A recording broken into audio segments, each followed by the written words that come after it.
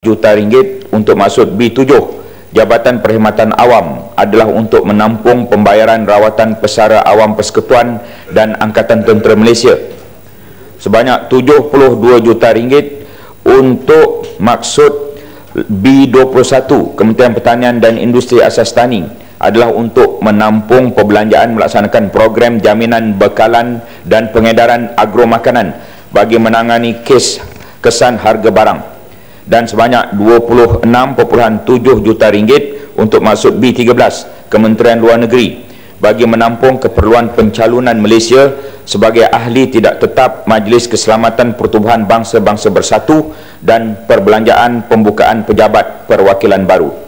Tambahan peruntukan sebanyak 500 juta ringgit adalah di bawah perbelanjaan tanggungan untuk maksud T14 pencen, allowance bersara dan ganjaran bagi membiayai keperluan tambahan pembayaran pencen. Jumlah ini dipertanggungkan terus kepada kumpulan wang disatukan dan tidak termasuk dalam rang Undang-Undang Perbekalan Tambahan 2014. Butiran dan penjelasan lanjut mengenai peruntukan tambahan bagi anggaran perbelanjaan mengurus tambahan pertama 2014 adalah seperti dalam penyata anggaran tambahan yang dibentangkan sebagai Kertas Perintah 22 tahun 2014 dan Memorandum Pembendaharaan dibentangkan sebagai Kertas Perintah 22A tahun 2014. Tan Sien Pertua, saya mohon mencadangkan. Terima kasih. Ada yang menyokong? Saya mohon menyokong. Terima kasih. Ahli yang berhormat, masalah di hadapan majelis ialah bahawa rang undang-undang bernama suatu akta bagi menggunakan sejumlah wang daripada kumpulan wang disatukan untuk perbelanjaan tambahan bagi perkhidmatan tahun 2014 dan bagi memperuntukkan jumlah wang itu untuk maksud-maksud yang tertentu bagi tahun itu dibacakan kali yang kedua sekarang dan terbuka untuk dibahas. Sila, Matempau. Terima kasih Yang Dipertua. Terima kasih kepada Jabatan Menteri membentangkan Undang-Undang Perbekalan Tambahan 2014, dan seperti biasa teguran kita yang pertama ialah bahawa creative accounting ini kalau istilah Indonesia katakan mainan belanjawan, kerana sementara ada beberapa alasan lain yang saya tidak nafikan kemunasabahannya, tetapi pencen, allowance bersara dan ganjaran itu seharusnya dimasukkan dalam belanjawan bulan 12, 11, kerana ini bukan sesuatu yang baru. Jadi saya tidak faham mengapa pertambahan 2.3 bilion ini tidak diambil kira oleh Kementerian Kewangan dalam menetapkan belanjawan negara, kerana ini bukan sesuatu yang di luar jangka. Rasional penambahan perbelanjaan ini atau tambahan adalah kerana kita menyaksikan beberapa perkembangan terbaru. Dalam kes ini, saya ulang, pencen dari segi pesara pilihan ini suatu yang bukan di luar jangka. Mungkin Tuan Menteri boleh berikan penjelasan, kerana jumlahnya itu pertambahan 22% atau 23 bilion, dan tambahan pertama itu 500 juta ringgit. Kemudian ada berkaitan dengan bonus kaki tangan lembaga hasil dalam negeri. Saya akui bahawa LHDN telah menjalankan tugas yang membanggakan kerana berhasil untuk mengumpul dana yang lebih besar untuk negara. Tetapi harus ada penjelasan mengapa bonus ini dikhususkan hanya kepada LHDN dan tidak pegawai-pegawai lain. Itu juga perlukan sedikit penjelasan.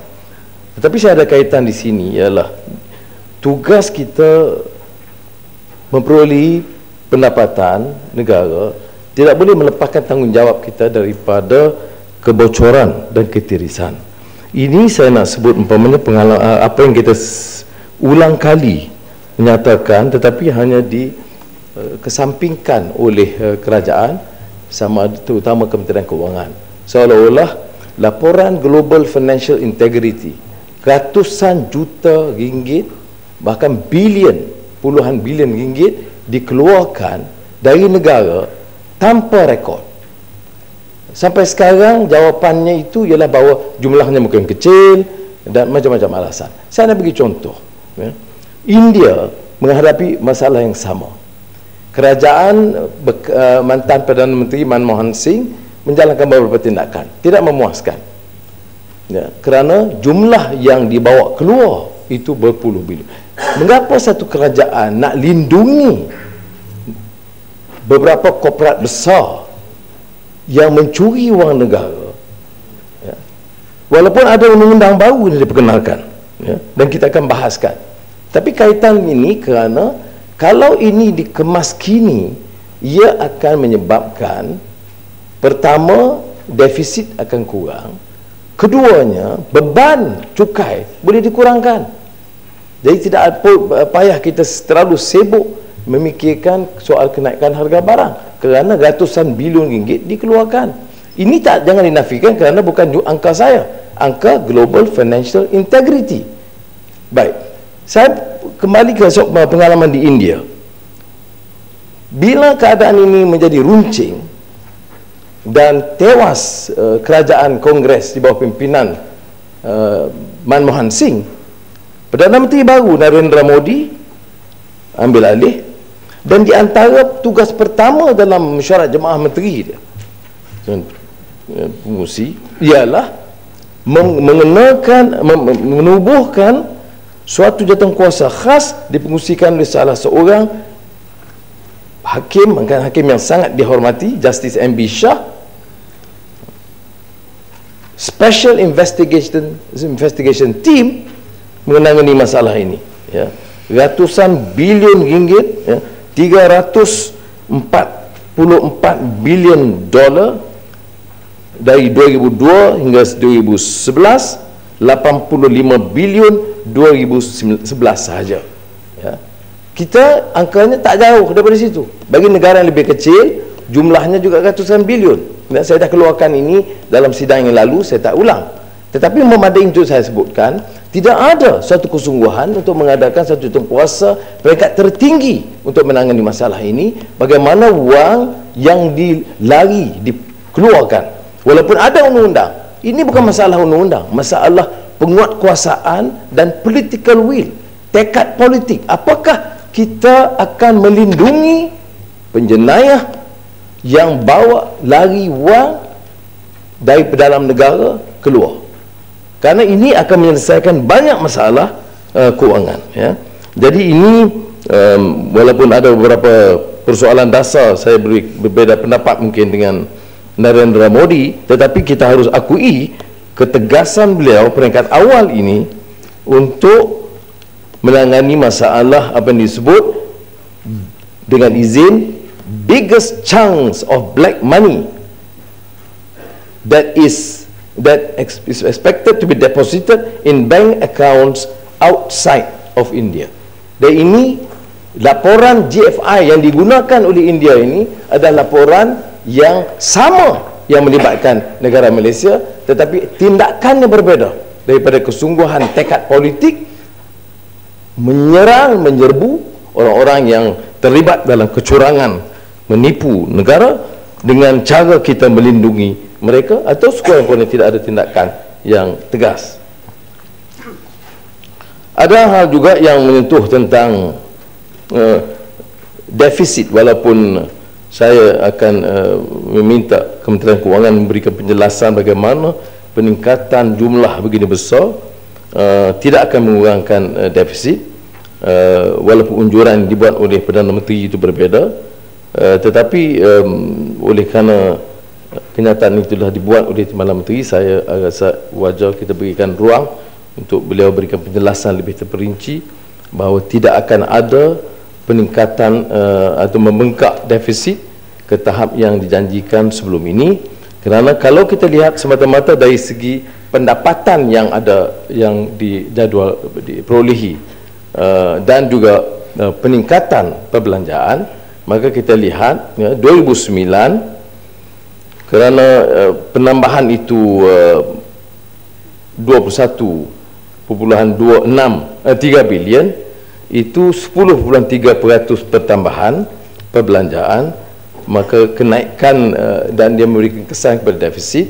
Begitu juga 2013 perbekalan tambahan pertama 15,014 jumlahnya begitu. Jadi kita jangka pertambahan ini akan beri kesan kepada angka defisit yang tidak mungkin dicapai, melainkan ada penjelasan tentang pendapatan yang bertambah. Ada soal Kementerian Pendidikan, ini konsesi untuk kampus UiTM yang juga menjadi kontroversi. Kita nak tahu siapa kontraktor, mengapa keuntungan berapa yang diperolehi, yang memerlukan Kementerian Keuangan menerima tuntutan UiTM untuk memberi pertambahan 634 juta. Jadi kos pembayaran konsesi untuk kampus UiTM, sementara kita sokong kemudahan pendidikan anak-anak kita UiTM. Tapi kita nak tanya, mengapa tiap kali ada kontrak ada tuntutan tambahan yang terlalu besar? Jadi penjelasan tidak diberikan selain dia mengatakan ada keperluan. Kementerian Luar, dari segi pembukaan beberapa pejabat baru di luar negara, itu ada rasionalnya, tetapi harus ambil kira laporan Ketua Audit Negara telah beri teguran bahawa Kementerian Luar tidak menjalankan pengawalan kewangan yang cukup teliti dan cekap di beberapa kawasan. Jadi untuk kita hanya menambah peruntukan kewangan dan tidak mengambil hirau tentang hal ini, saya rasa perlu kita perhatikan. Jadi jumlah 41 bilion yang diminta hari ini hanyalah 1.6% dari anggaran perbelanjaan untuk 2014. Apakah dengan jaminan Kementerian Keuangan tidak membengkak defisit, bermakna tidak ada lagi perbelanjaan tambahan, bekalan tambahan yang akan dituntut, yang saya fikir pasti berlaku kalau ikut pentadbiran sekarang ini. Kementerian Pertanian dan Asas Tani 72.2 juta bagi menangani kesan kenaikan harga barang. Mohon dalon. Terima kasih Dato' Yang Pertua dan terima kasih kepada Pematang Pau. Ini khusus kepada Kementerian Luar Negeri, bekalan di bawah Kementerian Luar Negeri, di mana perbelanjaan untuk melobi untuk jawatan di bangsa-bangsa bersatu itu sebanyak 20 juta ringgit, dan antaranya untuk emolument 8.5 juta ringgit. Dan yang saya tahu tu ini adalah untuk keanggotaan dalam bangsa-bangsa bersatu dan untuk mengganti Korea Selatan yang akan akhir tahun ini. Dan yang tahu saya juga competition yang ada adalah daripada Fiji untuk kawasan yang berkenaan. Jadi adakah munasabah untuk kita belanjakan 20 juta ringgit dan khususnya 8.5 juta ringgit untuk emolument, untuk melobi dan bertanding dengan sebuah negara seperti Fiji? Saya minta pandangan daripada Pematang Pau. Terima kasih, Goping. Pertamanya saya menyokong usaha kerajaan untuk meningkatkan nama negara dengan menjadi ahli Majlis Keselamatan. Tetapi saya juga setuju dengan Goping, mengapa untuk jawatan begitu dan bersaing dengan Fiji kita kena belanja 20 juta. Walaupun kalau kita lihat teliti dengan perbelanjaan Kementerian luar negeri ini, saya percaya perbelanjaan itu mungkin lebih meningkat. Tapi 20 juta bersaing dengan Fiji untuk mendapat jawatan itu harus diteliti. Karena saya tengok keborosan ini jadi amalan. Ini tak fikir pandai lagi. Jadi kalau jawatan itu perlu, kerana kita pernah menjadi pengurusi Majlis Keselamatan. Presiden Perhimpunan PBB. Jadi ada munasabah dan baiknya kita dapat meningkatkan nama negara, tetapi belanja tu rata-rata dianggap agak tinggi. Saya balik bersoal Kementerian Pertanian dan Asas-Tani, ya, kerana tujuannya ialah mengurangkan subsidi dan menangani kesan kenaikan harga barang. Kita, pendirian kita yang kita lahirkan tidak setuju dengan pengurangan subsidi ini kerana membebankan dalam keadaan harga barang meningkat. Kita nak lihat, nak bincang masalah harga barang ini, kita kena teliti masalah dan pendapatan golongan sederhana dan miskin di bandar dan di kampung, dan majoritinya orang Melayu dan Bumiputera. Dan kalau tidak ditangani dan kenyataan menteri, keadaan terkawal, harga barang tidak meningkat begitu naik, itu kenyataan menteri. Tapi kau tanya orang di Jeli dan di Matampau, saya tidak fikir jawapan orang biasa mengatakan bahawa harga barang tak naik dan tidak membebankan rakyat. Mungkin untuk ketua-ketua tertentu okey, tetapi untuk rakyat perkara ini harus diteliti, dan saya minta supaya Kementerian Kewangan mengambil ini sebagai suatu perkara penting, menganggap ini sebagai perkara penting, dan tidak menganggap bahawa kempen GST yang dibawa seolah-olah tidak membebankan, tidak menusabah. Tidak ada negara di dunia, saya nak ulang, yang melaksanakan GST yang tidak ada kesan inflasi yang segera. Tidak ada negara di dunia. Jadi untuk kita lancarkan puluhan juta, gunakan puluhan juta ringgit untuk kempen dan mengelirukan orang awam, ya, minta sokongan mereka kepada satu cukai, sistem percukaian baru, ya, dan digunakan kenyataan saya bahawa memang betul, saya menganggap GST suatu yang sistem yang lebih telus dan efisien. Tetapi soalnya, mengapa kita perkenalkan sistem percukaian sekarang, padahal kebocoran mengikut laporan Ketua Audit Negara, hilang wang ratus bilion ringgit mengikut GFI tidak ditangani dulu, ya. Ini satu, dan keduanya, kita boleh perkenalkan GST dalam keadaan pendapatan rakyat itu meningkat tinggi.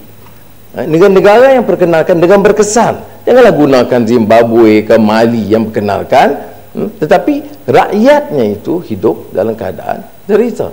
Jadi sebab itu soal ini harus ditangani, walaupun perbincangan kita ini perbekalan tambahan, tetapi harus tangani permasalahan kenaikan harga barang yang memberi kesan kepada rakyat umum. Jadi saya ingin hanya menekankan hal itu, bahawa tidak mungkin ada rasional perbincangan dan soal Kementerian Kewangan dan perbekalan tambahan perbelanjaan negara tanpa menekankan soal governance keseluruhannya, iaitu mengambil kira laporan Ketua Audit Negara, laporan Global Financial Integrity, dan beban kepada rakyat. Sekarang ini di kalangan masyarakat antarabangsa, terutama di bidang ekonomi, yang memarau, perbincangan ialah tentang inequality. Ini besar, bukan saja soal karya Piketty yang dibahas oleh Krugman dan sebagainya, tetapi kenyataan bahawa semua data-data pembangunan negara yang begitu memukau pertumbuhan, faedah kepada rakyat, walaupun tidak dapat dinafikan, tetapi kenyataan asas ialah bahawa jurang pendapatan, kesenjangan di antara golongan kaya dan miskin terus melebar. Dan ini permasalahan kesenjangan pendapatan kaya miskin ini harus ditangani, dan kerangka belanjawan termasuk perbekalan tambahan tidak harus mengenepikan aspek itu. Dan kalau GST itu diperkenalkan, sistem percukaian, dengan menambah jurang pendapatan, maka ia pada asasnya dianggap gagal. Apatah lagi kita perkenalkan dalam keadaan tak pendapatan rakyat itu belum dianggap keadaan yang lumayan yang membolehkan mereka itu menerima suatu package dan pendekatan percukaian yang lebih menyeluruh. Terima kasih. Yang Amat kini bertangan. Oleh Muhammad, saya rasa kita akan habiskan masa tidak melebihi 15 menit. Ketua Pembangkang pun 15 menit. Terima kasih Tuan Pertua, saya tidak sampai 15 menit. Saya juga ingin turut menyinggung bekalan tambahan mengurus 2014, yaitu baru-baru ini Tuan Pertua, di mana agensi pelaksana telah membuat beberapa pemeriksaan berhubung dengan subsidi diesel, petrol dan sebagainya, dan sehingga pada hari ini, dan dalam budget ini saya nampak ada lagi tambahan 1.000 juta untuk subsidi. Apakah kementerian, kerajaan tidak melihat perkara ini telah kita utarakan daripada awal-awal dulu, bahawa ada unsur-unsur penyelewengan. Penyelewengan ini berlaku di semua sudut, sama ada di peringkat negeri, peringkat daerah, dan peringkat yang tinggi sekali.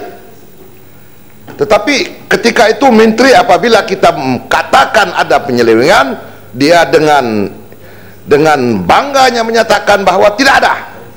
Tetapi hari ini terbukti bahwa dakwaan yang saya lakukan dengan rakan-rakan jelas bahawa kita membajirkan wang subsidi kepada yang sasaran yang tidak tepat. Akhirnya minyak subsidi kita ke Thailand, ke Indonesia, ke Filipina, ke merata dunia. Tetapi wang masih disediakan.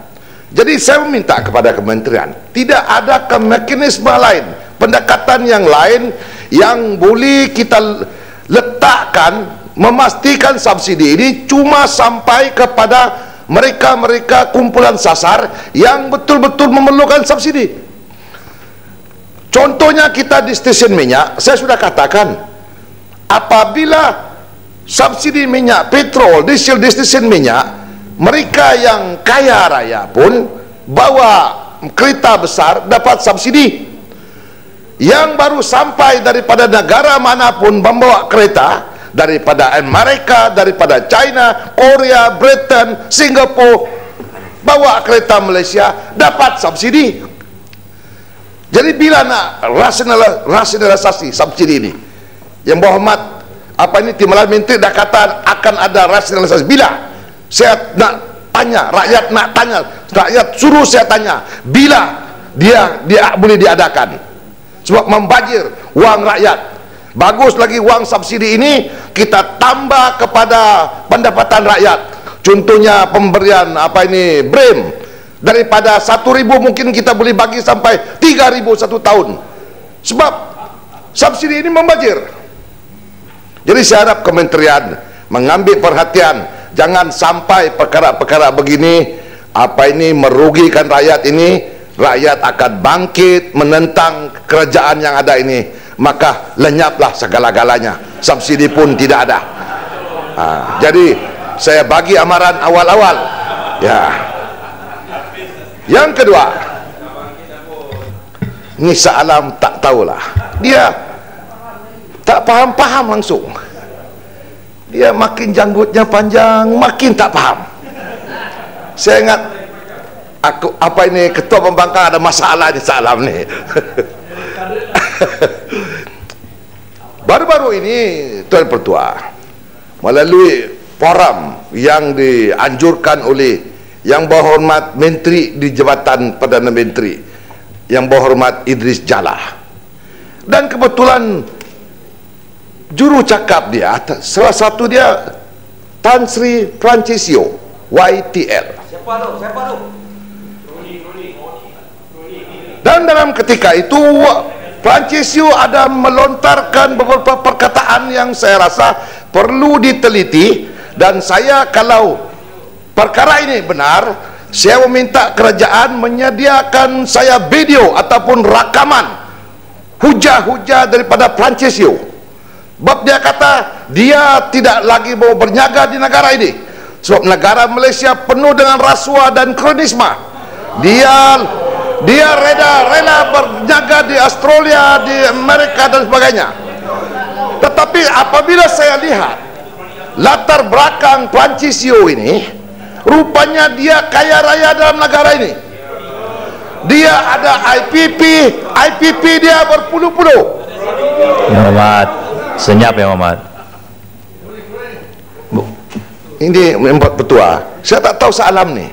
Tadi saya sudah tegur, tak faham-faham juga. Mungkin saya mau pakai bahasa orang sungai barangkali, baru dia faham. Ya, nak bagi jalan Yang Muhammad. Saya kalau orang lain itu saya bagi, ini tidak. Boleh Ya. try. Terima kasih Shah Alam. Shah Alam. Terima kasih Kina Batangan, terima kasih Datuk Yang Ketua. Saya masih seronok menunggulah kerana ulasan tentang YTL Francisio ni mungkin akan jadi panjang. Cuma di awal tadi Kina Batangan menyebut tentang subsidi, mau dihentikan subsidi secara umum dan ditumpukan kepada kumpulan sasaran. Antara kumpulan sasaran yang banyak menerima subsidi ini adalah pemegang-pemegang konsesi IPP, termasuk Francisio. Jadi kalau disebut tentang subsidi petrol, gula dan sebagainya, tetapi nampaknya Kina Batangan tidak mau menyebut subsidi ke IPP ini, ya, kerana mungkin ini kroni, ya. Jadi boleh baiki semula, kalau minta Kina Batangan baiki semula kategori-kategori subsidi tadi, ya. Terima kasih. Ya, Bapak, terima kasih. Waktu saya bersama-sama dengan Yang Berhormat Ketua Pembangkang, IPP di Sabah ini dipopulakan oleh Yang Berhormat Pematang Pau ini sendiri. Saya pernah ikut dia di belakang. Jadi ketika itu memang adalah subsidi, tetapi lama kelamaan kerajaan memikirkan bahawa subsidi untuk IPP ini rasa saya dalam 3-4 tahun yang lalu sudah dilupuskan. Dan hari ini IPP, kalau saya tidak silap, minta diperbetulkan, hari ini IPP akan membeli minyak di pasaran. Jadi kalau dia masih berterusan, bermakna saya akan rujuk kepada Perbatang Pau, minta komen sikit, ya. Terima kasih. Terima kasih Batangan. Soalnya bukan masalah IPP, masalahnya itu perjanjian. Ini dah saya keluarkan dalam sidang ini dan minta kementerian kaji semula dari awal, dan dengan alasan kenyataan Tan Sri Ani Arup sendiri. Tan Sri Ani Arup di antara sebab keluar dari TNB dan dikeluarkan itu ialah kerana membantah terma.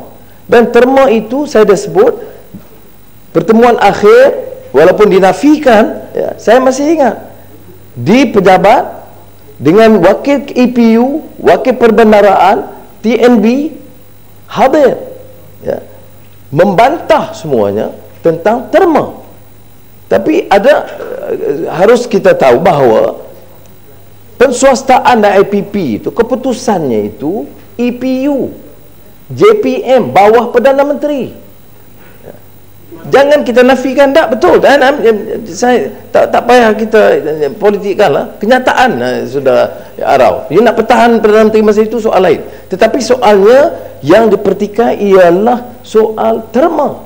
Jadi keuntungan kepada YTL pada masa itu, ya, Genting Sanyen, Malakoff, dia ada 4 masih, ya, yang Nanda Krishnan 4. Itu terlalu tinggi dan dibantah dalam mesyuarat, dibantah, ya, sehingga Ani Arup letak jawatan membantah, dan ada suratnya terbuka, surat yang ditulis membantah. Jadi saya kaitan ini dengan YTL sepanjang kempen kita dalam Pakatan Rakyat itu membantah, dan kita menyebut YTL, dan semua Lili BN ini mempertahankan.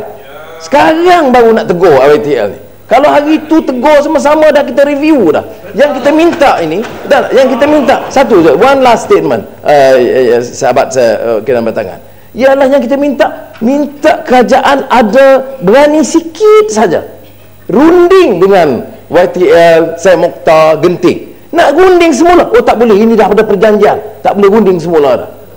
Sekarang apa boleh? Orang ini makan kamu balik, kan dia serang balik. Inilah jawapan dia. Okey, terima kasih apa ini Pematang Pau. Saya sebetulnya Yang Berhormat mungkin tahu karakter saya. Saya tegur Syed Mukhtar 5 tahun yang lalu. Saya tegur apa ini Robert Cook 7 tahun yang lalu. Hari ini saya tegur orang-orang yang sama seperti YTL ni. Dan saya tegur-tegur terma-terma kerajaan. Saya pernah menyatakan, boleh tengok dalam apa ini handset. Yang itu saya Tony Fernandes pun, Tony Fernandes penyangga itu pun saya tegur. Sebab saya boleh cek di handset. Boleh cek di handset, saya kata bahawa kerajaan telah ditipu oleh pegawai-pegawai kerajaan. Sebab terma-terma perjanjian bukan saja dengan apa ini IPP, dengan apa ini tol, dengan konsesi jalan raya kita membodohkan. Ya, Lenggong dan Pengarang bangun ya, Mat. Bagi Pengarang itulah. Ladies first. Terima kasih. Saya nak minta kepastian yang Kinabalu Tangan daripada apa yang Pematang Pau cakap, yang Kinabalu Tangan cakap. Adakah kita boleh buat persetujuan bahawa mereka-mereka ni yang begitu berjaya, billionaire ni, tanpanya sokongan daripada kerajaan, bantuan secara langsung, mereka tidak akan berada di mana mereka berada? Terima kasih. Terima kasih Datuk Ketua. Kinabalu Tangan, isu IPP memang menjadi isu besar, dibincangkan oleh rakyat di pelbagai peringkat. Saya lihat pada tahun 2011 Kabinet telah bentuk Jawatan untuk bincang isu IPP. Saya rujuk pada kenyataan Menteri Keuangan kedua. Apakah perlu untuk kerajaan aktifkan balik Jawatan ini untuk bincangkan semua isu ini supaya rakyat faham dan tidak menimbulkan masalah lagi? Saya nak tanya pandangan Kinabalu Tangan. Okey, saya nak jawab Pengarang dulu. Ya, Bayan Baru pun bangun ya. Sekejap, nanti terlupa pula. Muhammad, Tuan Pertua, memang benar Pengarang. Itu sebab saya lontarkan, singgung perkara ini. Sebab saya melihat, kalau dikaji daripada awal, Tony Fernandes siapa? Francisco siapa? Vincent Tan siapa? Syed Mukhtar siapa? Tapi apabila kita bangunkan, kerajaan bangunkan, bantu mereka supaya berjaya, mereka lupa diri. Kenapa?